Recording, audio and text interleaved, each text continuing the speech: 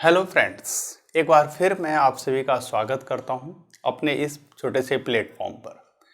तो आज हम बात करने वाले हैं ऑर्थोगोनलाइजेशन थ्योरम की जो प्रॉब्लम है, आज उसी पे हम चर्चा करने वाले हैं। देखिए, उसी की थ्योरम की हम चर्चा करेंगे, उसी को हम अप्लाई करेंगे उस क्वेश्चन के अंदर जिस क्वेश्चन में हमसे पूछा गया है कि ऑर्थोनॉर्मल बेसिस क्या होंगे इस सेट के लिए। चलिए, कल हमने इसकी थ्योरम की थी जो कि ग्राम स्मिथ ऑर्थोगोनलाइजेशन प्रोसेस के नाम से जानी जाती है। जो हमने थ्योरम की थी उसी थ्योरम के अंदर हम लोग जहाँ पर बीटा अपॉन बीटा नॉर्म के स्क्वायर की बात कर रहे थे, आज हम उसे एक नया नाम के देकर गामा 1, गामा 2, गामा 3 के साथ काम करेंगे और क्वेश्चन को एक नए रूप में सॉल्व करेंगे, जो कि आप लोगों को जरूर समझ में आएगा। चलिए स्टार्ट करते हैं। देखिए, सबसे पहले उसने कहा कि भैया अप्लाई कीजिए Gram Schmidt orthogonalization process to the vector alpha 1 equal to इतना, अल्फा 2 ये, अल्फा 3 ये, to obtain an orthonormal basis gamma 1, gamma 2, gamma 3 for r की power 3 with standard inner product. तो first of all given the three vectors alpha 1 this, alpha 2 this, alpha 3 this. We are given the any vector, अर्थात यहाँ पर अगर beta 1 हो, beta 2 हो, beta 3 हो तो no changes, our mind are concept clear. This is let alpha 1 this, alpha 2 this, alpha 3 this, and next taking the helpful vector beta 1, beta 2, beta 3 and find the normal basis gamma 1, gamma 2, gamma 3 in this process. First step first. Step first, given the vector alpha 1 this 1 0 1, alpha 2 this 1 0 minus 1, and alpha 3 this 0 3 and 4. ठीक, let help full vector beta 1, beta 2 और beta 3 and और gamma 1, gamma 2, gamma 3 are the orthonormal vector, orthonormal vector. इस पे हमें बात करनी है, तो शुरू करते हैं, स्टार्ट करते हैं। Let beta 1 equal to alpha 1।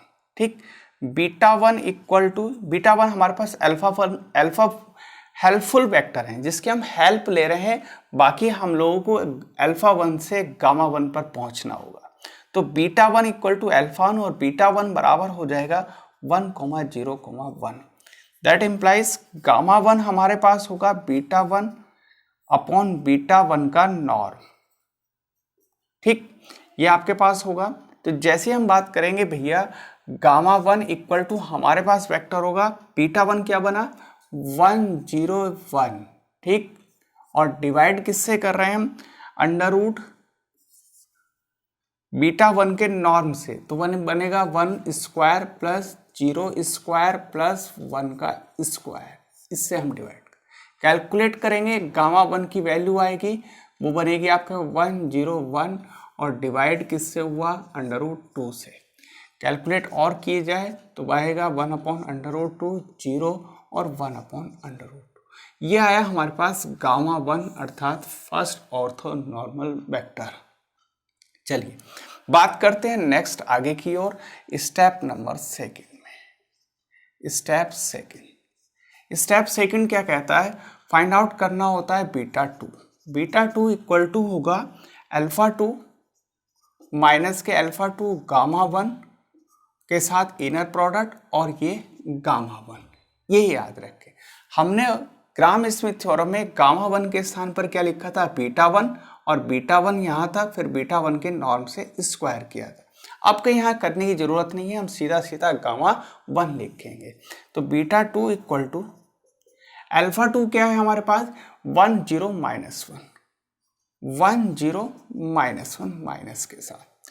किसके साथ हमें इनर प्रोडक्ट करनी है, देखिए 1 0 -1 किसके साथ होगा, गामा 1 के साथ। गामा 1 क्या है हमारे पास, 1/√2 0 1/√2, और ये कंप्लीटली हम बंद कर लें और इसकी डॉट प्रोडक्ट किसके साथ होनी है, गामा 1 के साथ। गामा 1 क्या है हमारे पास, 1/√2 0 1/√2, ये डॉट प्रोडक्ट होनी है।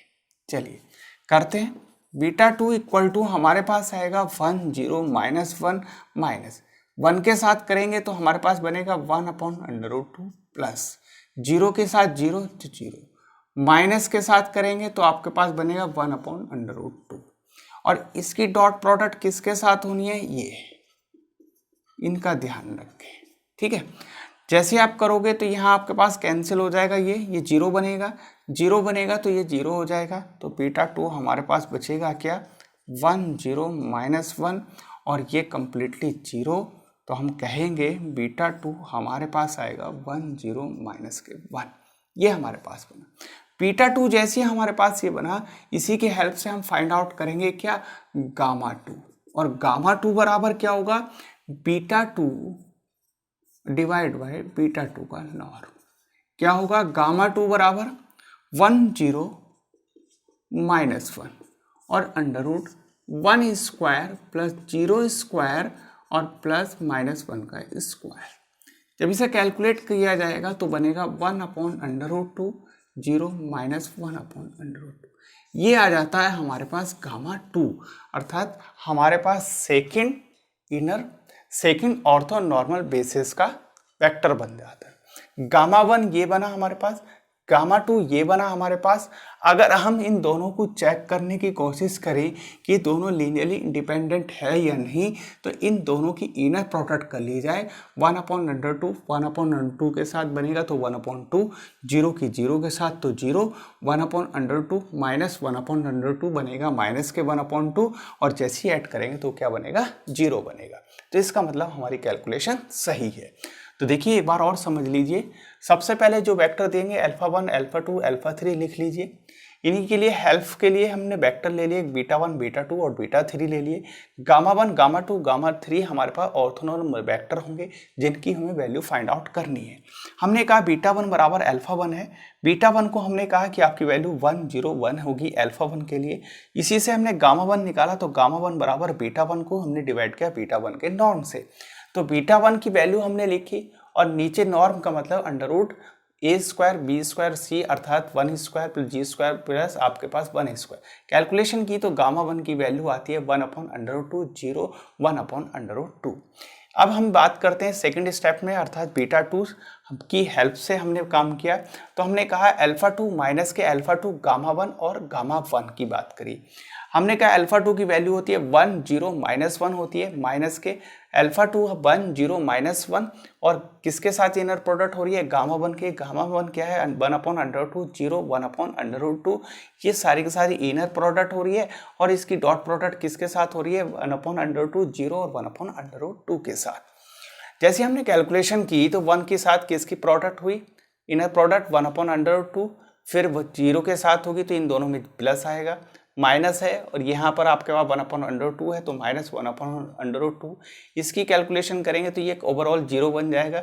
जैसे ये 0 बनेगा तो ये 0 किसे डॉट प्रोडक्ट करके इसे 0 बना देगा, 0 बनाएगा तो ये 0 बनेगा। 1 0 -1 और 0, 1 में से 0 जाएगा तो 1, 0 में से 0 जाएगा तो 0, -1 में से 0 जाएगा तो -1। ये बीटा 2 आता है। बीटा 2 बराबर हम लिख सकते हैं गामा 2 बराबर बीटा 2/बीटा 2 का नॉर्म। गामा 2 बराबर 1 0 माइनस के 1, और इसे लिख सकते हैं हम √1² 0² माइनस के 1², और गामा 2 की वैल्यू आती है 1/√2 0 और माइनस के 1/√2। इस तरीके से हमने दो ortho normal vector find out कर लिए। चलिए फटाफट नोट कीजिए, आगे चलते हैं, फाइंड आउट करते हैं। चलिए आगे बात करते हैं और फाइंड आउट करते हैं हम गामा 3। गामा 3 फाइंड आउट करने के लिए हमें गामा 1 और गामा 2 पता होना चाहिए। क्या है हमारे पास, यह है स्टेप नंबर 3। स्टेप नंबर 3 में अगर हम बात करें तो गामा 1 हमारे पास था 1/√2 0 और 1/√2, और गामा 2 हमारे पास आया था 1/√2 0 माइनस के 1/√2। ये दोनों वैल्यू हमारे पास बन चुकी थी। अब हमें वैल्यू फाइंड आउट करनी है बीटा 3 की हेल्प से। बीटा 3 बराबर हम लिख सकते हैं अल्फा 3 माइनस के अल्फा 3 और किसके साथ, बीटा 1 के साथ। बीटा 1 ना लिख के हम क्या लिखेंगे, गामा 1, और ये गामा 1 के साथ इनर प्रोडक्ट माइनस के अल्फा 3 गामा 2 के साथ इनर प्रोडक्ट, और क्या बनेगा आपके पास, गामा 2। अल्फा 3 हमारे पास क्या था, अल्फा 3 था 0 3 4, तो ये लिखेंगे 0 3 और 4 माइनस किसके साथ इनर प्रोडक्ट हो रही है, 0 3 4 की इनर प्रोडक्ट गामा 1 के साथ है, और वो वैल्यू है 1/√2 0 1/√2। ये हमारे पास x है। इसकी डॉट प्रोडक्ट किसके साथ है, गामा 1 के साथ है, वो है 1/√2 0 और 1/√2।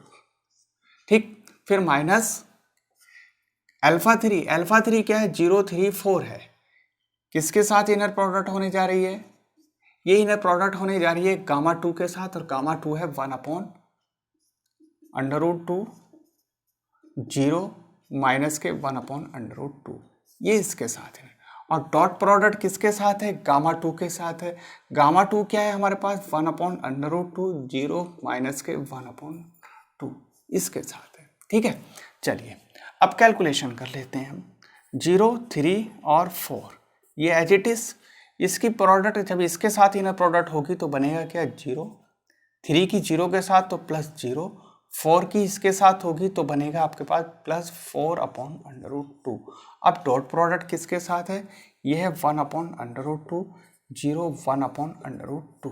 क्लियर, देखिए माइनस, अब इसकी अगर हम बात करें तो हमारे पास क्या वैल्यू आएगी, 0 के साथ 0 +0 3 0 के साथ 0 माइनस के 4/√2, और ये बनेगा डॉट प्रोडक्ट 1/√2 0 माइनस के 1/2, ये बनी। ठीक है, चलिए और कैलकुलेशन करते हैं इसकी। कैलकुलेशन देखिए क्या बनेगा आपके पास, 2/√2, ठीक, और ये आएगा 1/√2 0 1/√2, और ये बनेगा आपके पास माइनस के 2/√2। ठीक है, चलिए ये आएगा 1/√2 0 माइनस के 1/√2। कैलकुलेशन देखते हैं, 0 3 4, इसे अंदर ले जाओगे तो आपके पास बनेगा 2, ये अंदर पहुंचेगा तो 0, और ये अंदर पहुंचेगा तो बनेगा आपके पास 2। ठीक, ऐसे यहाँ कैलकुलेशन करें, माइनस के 2 बन जाएगा यहाँ, और 0 बनेगा यहाँ, जब ये चलेगा माइनस माइनस हो जाएगा प्लस, तो बन जाएगा आपके पास 2। ठीक, अब चलिए आगे, 0 3 और 4 जरा माइनस के साथ है, चलिए एक साथ लिख लेते हैं। आप ये है 0 फिर माइनस के 2 तो -2 हो गए, माइनस माइनस प्लस तो ये +2 हो गए, ये फर्स्ट एलिमेंट। फिर 3 -0 3 -0 क्या आएगा, -0, ये बन गया 0। 4 ठीक, -2 और ये -2, ये बनेगा। ठीक है, देखिए फर्स्ट एलिमेंट यहाँ से, फर्स्ट एलिमेंट ये, फर्स्ट एलिमेंट ये, माइनस का ध्यान रखने, 0 -2 +2 ये बना, 3 -0 0 ये बना, 4 -2 और -2 ये बना। तो कैलकुलेशन की जाए, कैलकुलेशन करके क्या आएगा, ये कैंसिल होगा तो 0, ये आएगा 3 और ये कैलकुलेशन होगी तो बनेगी 0। तो बीटा 3 हमारे पास वैल्यू निकल के आती है, ये बीटा 3 इक्वल टू आती है 0 3 और 0। इसी से निकालिए गामा 3। गामा 3 हमारे पास निकलेगा बीटा 3 और बीटा 3 का नॉर्म। ठीक, जैसे हम इसकी कैलकुलेशन करेंगे तो गामा 3 इक्वल टू हमारे पास बनेगा 0 3 0 और डिवाइड बाई अंडररूट 0 का स्क्वायर 3 का स्क्वायर प्लस 0 का स्क्वायर, ये हमारे पास वैल्यू बन के आती है। 3 का स्क्वायर करेंगे तो हमारे पास कुछ इस तरीके से आएगी, गामा 3 0 3 0 और डिवाइड बाई क्या बनेगा, नीचे आएगा 3। कैलकुलेशन और की जाए तो 0 1 और 0, ये गामा 3 वैल्यू बन के आती है। तो इस तरीके से हमने देखा गामा 3 हमारे पास आई वैल्यू 0 1 0, ये तीनों वैल्यू हमने फाइंड आउट कर ले। गामा 1 गामा 2 गामा 3 तीनों वैल्यू फाइंड आउट की हमने 1 बाय 1 करके स्टेप में। जैसे ये वैल्यू फाइंड आउट हुई, यही हमारे पास ऑर्थो नॉर्मल बेसिस होंगे वेक्टर v के। बीटा 1 बीटा 2 बीटा 3 जो हमने यूज़ किए थे वो सिर्फ हेल्प के लिए यूज़ किए थे, जिससे हमारी कैलकुलेशन में थोड़ी आसानी बनी रहे, और स्टेप बाय स्टेप हमने अपना यूज किया।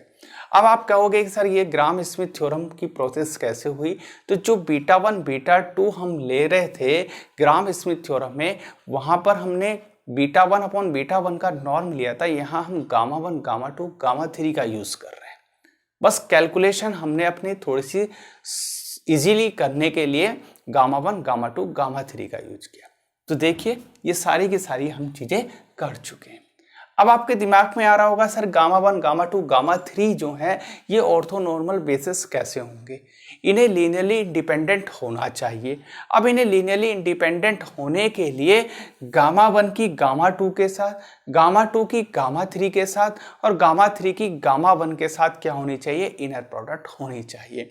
अगर उन सबकी इनर प्रोडक्ट 0 आ जाती है तब हम कहेंगे कि ये लीनियर इंडिपेंडेंट की कंडीशन होल्ड करते हैं और ये क्या होंगे? ऑर्थोनॉर्मल बेसिस होंगे। तो आइए वो भी हम देखते हैं, पहले फटाफट नोट कर लीजिए। तो देखिए हमारे पास 3 वेक्टर हमें मिले, एक गामा 1 ये, गामा 2 ये और गामा 3 ये। तीनों वेक्टर हमने 1 बाय 1 करके लिखे। अब हम ये रिप्रेजेंट करने चाह रहे हैं कि ये ही हमारे पास ऑर्थोनॉर्मल बेसिस हैं, और ऑर्थोनॉर्मल बेसिस हैं तो लीनियरली इंडिपेंडेंट है। देखिए नाउ सो दैट